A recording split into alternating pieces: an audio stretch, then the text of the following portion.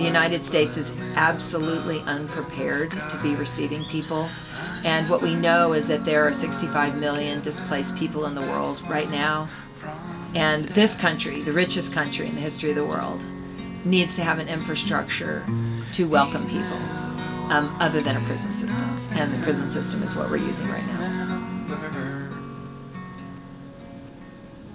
Casa was founded in 1986, and it grew out of a group of people who were concerned about the war in Central America.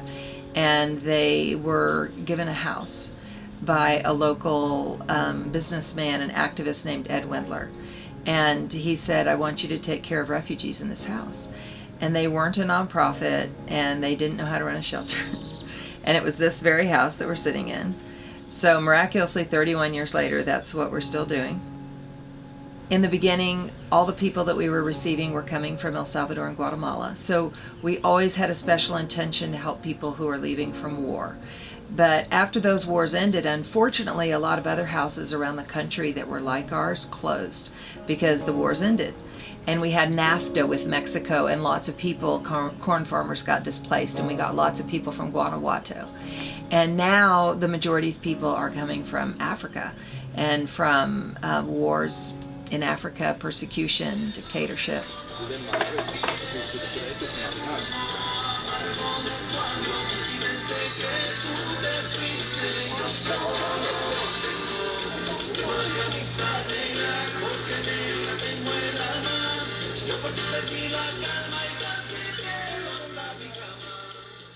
People either just appear on our doorstep, or they call us in advance, or we've written them a letter, because we write letters to people in detention. When they arrive here, we do some intake paperwork, and then we give them a bed. We find them within their first week, we find them a case manager who can help them. They start going to English classes, we send them to see the lawyers, and they get started. And so the process is to get their immigration process in order, find a job, and find housing. So it takes about 3 months to get a work permit.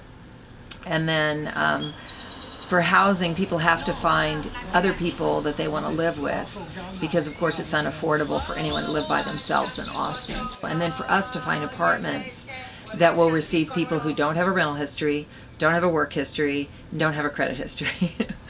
So it's tricky, but we typically can do it in 6 months.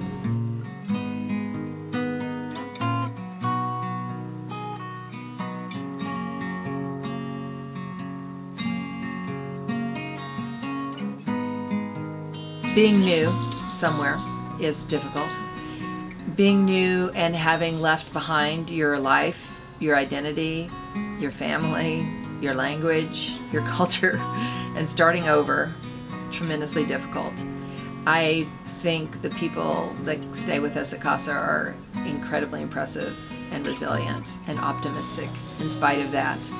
But still, adjusting to operating in a different language.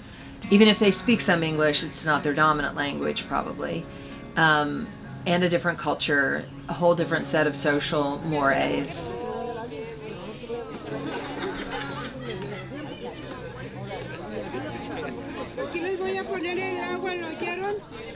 And then, of course, finding a job, keeping a job, and the entry-level jobs are very difficult jobs, like washing dishes and doing construction and cleaning hotel rooms. They're hard jobs, long hours, and the money doesn't go that far. I think that's one of the challenges for people, is that you make a lot of money in the United States compared to other countries, but the costs are so high, and especially rent is such a shock, because most people come from places where rent, you either don't pay it because you live with your family, or it's not that expensive. And so the idea that we pay our taxes through our rent in this state is a pretty big shock. It's a big culture shock. So there's a lot of things to get over. And then so many things to learn about how the system works, how to navigate, and then how to find your place in the society, finding a religious congregation, finding friends,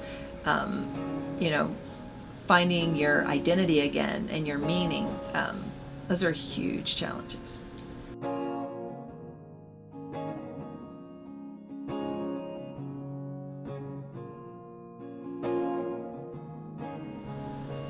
I think our goal is to stay flexible and stay adaptable and to continue to be available to meet the need that presents itself to us. The bigger need for our work in general is that we need a network of houses like ours around the country, and the world as a unit. We have to all be working together to figure out where we're going to receive those people.